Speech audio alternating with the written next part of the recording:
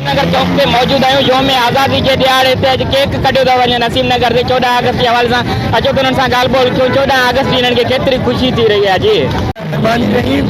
हम ये दिन 14 अगस्त का जोश और जज्बे से मनाते हैं और अल्लाह ताला हमें हर साल की ये उम्मीद करें कि हम इंशाअल्लाह ताला ये दिन जोश और जज्बे से मनाएंगे।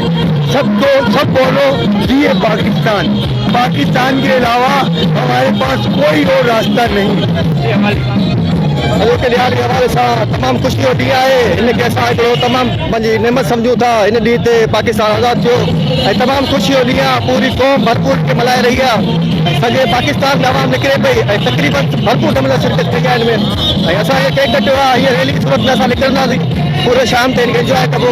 ऐं हीअ ॾींहुं असांजे लाइ वॾो ॾींहुं आहे, ईद जे बराबरि ॾींहुं आहे ऐं असां हिन ॾींहं खे भरपूर तरीक़े सां मल्हाईंदासीं।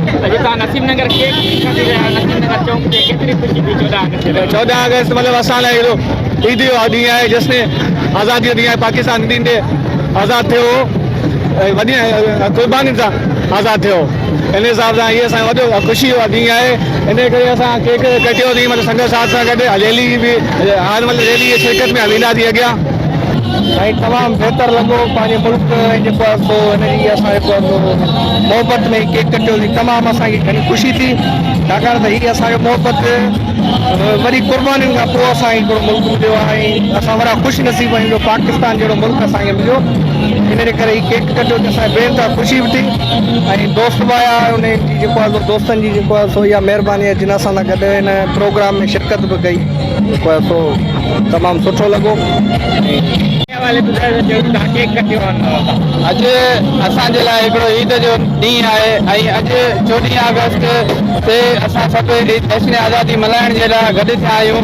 मां तव्हांजे तसलसल सां इन सभिनी दोस्तनि खे ऐं असांजे हमवतननि पाकिस्तानियुनि खे सभिनी खे जश्न आज़ादी जी मुबारकबाद ॾींदुमि ऐं मां इहो बि चवणु चाहींदुमि त तव्हां अॼु जे ॾींहं ते जेके बि असां आज़ादी हासिल कई, आज़ादी अलाह जे तरफ़ां दुनिया जी हिकु सभ खां वॾी नेमत आहे ऐं ग़ुलामी दुनिया जी सभ खां वॾी लानत आहे।